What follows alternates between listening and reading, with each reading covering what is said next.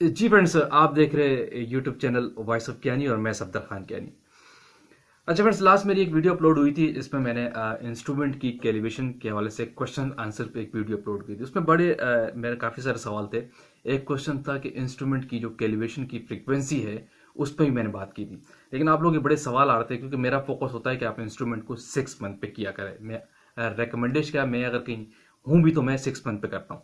लेकिन आप लोगों के सवाल थे कि भाई इसके पीछे क्या गाइडलाइन है, हम एनुअली क्यों नहीं करते हैं और 6 मंथ की क्यों आप फोर्स करते हैं। तो आज की वीडियो का कॉन्सेप्ट यही है। इस कंसेप्ट को क्लियर करते हैं कि बेसिकली 6 मंथ की जो फ्रीक्वेंसी होती है कैलिब्रेशन की, ये हम क्यों देते हैं और किस बेस पे दे रहे होते हैं। देखिए, सबसे पहली बात यह कि जब भी हम इंस्ट्रूमेंट की फ्रीक्वेंसी की 6 मंथ की बात करेंगे और अगर गाइडलाइन की बात करेंगे तो इसके पीछे कोई स्पेसिफिक आपको गाइडलाइन नहीं मिलेगी। याद रखिएगा, ये बेस्ड करती है on the basis of best practices. मैं हर जगह पे कहता हूँ आपको।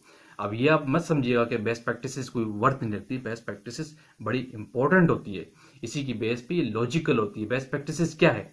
जो किसी एक गवर्निंग बॉडीज को फॉलो कर रहे होते हैं, ठीक है, जिसके पीछे एक गाइडलाइन हो सकती है।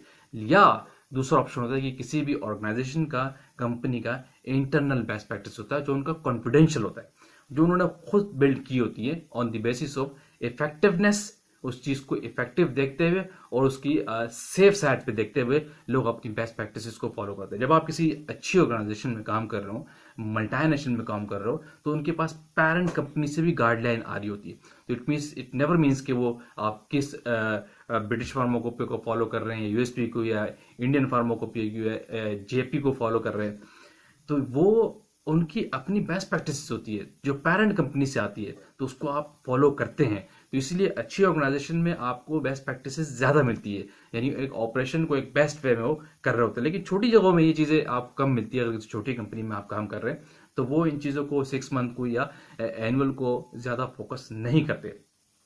वो जाते हैं कॉस्ट इफेक्टिव की तरफ। वो एक साल की एक कैलिब्रेशन की डेट दे देते हैं। कोई इस पे आपको हाईलाइट ज्यादा नहीं करेगा। अगर ऑडिटर आपसे पूछ भी देता है कि आपने इस एचपीएलसी को एक साल की नेक्स्ट कैलिब्रेशन डेट क्यों दी हुई है, तो इसमें होगा क्या, ज्यादा वो कहेगा कि आप 6 मंथ पे लेके आए। क्यों? वो जानते हैं इस चीज को कि बेस्ट प्रैक्टिस यही है, सेफ साइड भी यही है कि इंस्ट्रूमेंट जितने भी हो उनको 6 मंथ पे लेके आ जाए। इसके पीछे अब एक चीज और होती है, क्रिटिकल मेजरमेंट्स बेस कर रही होती है कि आप जो इंस्ट्रूमेंट पे, किसी इंस्ट्रूमेंट में, किसी मशीन पे क्रिटिकल मेजरमेंट्स जब आप कर रहे होते हैं, तो वो उसमें रिकमेंडेशन ये आ जाती है, बेस्ट प्रैक्टिस ये आ जाती है कि उसको आप 6 मंथ पे लेके जाए। आप क्रिटिकल मेजरमेंट्स क्या है? यानी आपका कोई इंस्ट्रूमेंट है, डायरेक्टली एक्सपोज हो रहा है, ठीक है, उसमें आप गैजेस यूज कर रहे हैं, उसमें आप प्रेशर्स यूज कर रहे हैं, उसमें आप ट्रांसमिटेंस यूज कर रहे हैं, और उसमें आप एक किस्म का प्रेशर और टेम्परेचर यूज कर रहे हैं। तो ये क्रिटिकल मेजरमेंट्स होती है। अगर आप ये चीजें सारी एचपीएलसी के ऊपर रख दें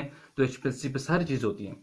आप टेम्परेचर वहां पे देते हैं, आप प्रेशर वहां यूज कर रहे होते हैं पंप के थ्रू, गेजेस आप यूज करते हैं, वहां पे लैम्डा मैस लैम्प के थ्रू ट्रांसमिशन आप दे रहे होते हैं। तो ये सारा क्रिटिकल मेजरमेंट होता है इंस्ट्रूमेंट एचपीएलसी पे। तो इसीलिए एचपीएलसी को क्या, किसी भी इंस्ट्रूमेंट को आप देखें, सब में ये कोई ना कोई एक पैरामीटर होता है। अगर आप एक मेल्टिंग पॉइंट को देख ले, डेफिनेटली आप टेम्परेचर वहां पे दे रहे हैं। अगर आप कोई डेजोल्यूशन का टेम्परेचर देख ले तो वहां पे आप टेम्परेचर दे रहे होते हैं। बहुत से इंस्ट्रूमेंट में गैजेस होते हैं, प्रेशर, हर इंस्ट्रूमेंट में कोई ना कोई फेनोमेना होता है। ट्रांसमिशन दे रहे होते हैं, यूवी यूवी को आप देख ले। तो इसीलिए रिकमेंडेशन और लॉजिकल बात यही है, अच्छी ऑर्गेनाइजेशन वो कहते हैं ऑल इंस्ट्रूमेंट को आप 6 मंथ की कैलिब्रेशन के लेके आए। इवन के जो ओवन आप यूज करते हैं वो कहते हैं कि इसको भी 6 मंथ पे करें। अच्छी organisation, multinational organisation annual calibration पे, नेक्स्ट कैलिब्रेशन पे नहीं जाती। वो हर इंस्ट्रूमेंट को 6 मंथ पे रखती है। इसके अलावा कुछ इंस्ट्रूमेंट ऐसे सेंसिटिव होते हैं, जैसे बैलेंस हो गया, आपका पीएच मीटर हो गया, वो डेली बेसिस पे होता है, क्योंकि वो उनकी सेंसिटिविटी बहुत ज्यादा होती है। उनको डेली बेसिस पे कैलिब्रेशन करते हैं, लेकिन उनको आउटसोर्स से 6 मंथ का टैग भी आप लगवाते हैं।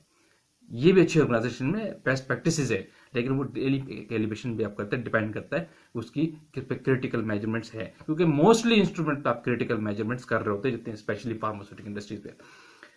ठीक है, रही बात गाइडलाइंस की, तो ये बेस कर रहा है on the basis best practices. लेकिन अगर फिर भी आप गूगल पे कहीं जाते हैं और कोई एफडी की गाइडलाइन पे अगर आप कुछ चैप्टर सर्च करते हैं, जैसे GAMP गुड प्रैक्टिसेस की गाइड है, इसको अगर आप सर्च करते हैं तो आपको कुछ गाइडलाइंस चैप्टर्स मिलते हैं, चैप्टर्स मिलेंगे जिसमें आपको रेफरेंसेस मिलेंगे क्रिटिकल मेजरमेंट्स के हवाले से। इसके अलावा आप ISPE जनवरी 2002 में आप जाके सर्च करेंगे, जो कैलिब्रेशन मैनेजमेंट देखती है, इन जगहों इन सेंटेंसेस को आप सर्च करते हैं तो आपको पर्टिकुलर कुछ रेफरेंसेस मिलेंगे, एक चैप्टर मिलेंगे स्पेशली कैलिब्रेशन की फ्रीक्वेंसी के हवाले से, आप जाके सर्च कर सकते हैं। लेकिन मैं अगेन वही कहूंगा कि आप ये सारे काम करते हैं 6 मंथ की जो फ्रीक्वेंसी का criteria on the basis of best practice. Best practice की इंटरनल होता है और कॉन्फिडेंशियल होता है इंडस्ट्री का, और वो लॉजिकल और इफेक्टिव चीज होती है।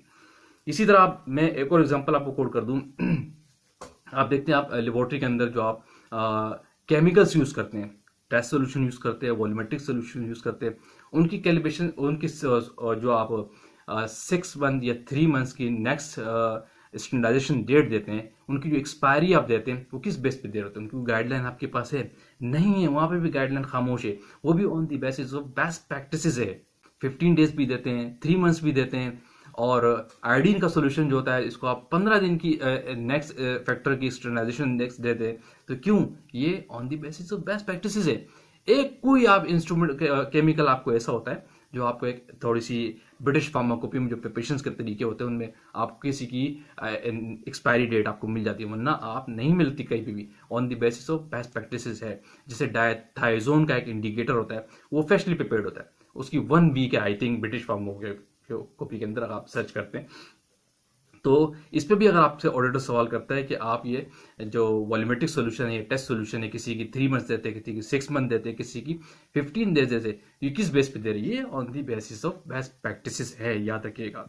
तो इन दी एंड मैं ये कंक्लूजन में ये कहूंगा कि जो 6 मंथ की फ्रीक्वेंसी का जो क्राइटेरिया है, गाइडलाइन बहुत सी जगहों पे खामोश है, ये on the basis of best practices हो रहा होता है, और इंडस्ट्री में अच्छी ऑर्गेनाइजेशन में बेस्ट प्रैक्टिस को ही फॉलो किया जाता है। और छोटी जगहों में आप कोई चीजें कॉस्ट इफेक्टिव देते हैं, वो काम करते हैं जिनमें उनके पैसे बच जाए, वो बेस्ट प्रैक्टिस को सेकंड ऑर्डर पर रखते हैं। लेकिन अच्छी ऑर्गेनाइजेशन कॉस्ट इफेक्टिव चीजों को कम देखती है, वो बेस्ट प्रैक्टिसेस को देखती है, वो सेफ साइड को देखती है, वो क्वालिटी ऑफ वर्क को देखती है। क्लियर? होपफुली आपको एक कंसेप्ट मिल गया होगा कि किस बेस पे हम ये 6 मंथ की फ्रीक्वेंसी वाला क्राइटेरिया देते हैं और क्या वजह होती है। तो ये था थीम उसका जो मैंने आप आज की इस वीडियो में डिस्कस किया। वीडियो का पेंड करते हो आएंगे किसी और टेक्निकल बात के साथ। इन दी एंड अगेन कहूंगा, जो लोग चैनल पे न्यू है वो तो लाजमी सब्सक्राइब कीजिए ताकि इस तरह की टेक्निकल वीडियोस आप तक पहुंचती रहे। Thank you for watching. Allah Hafiz.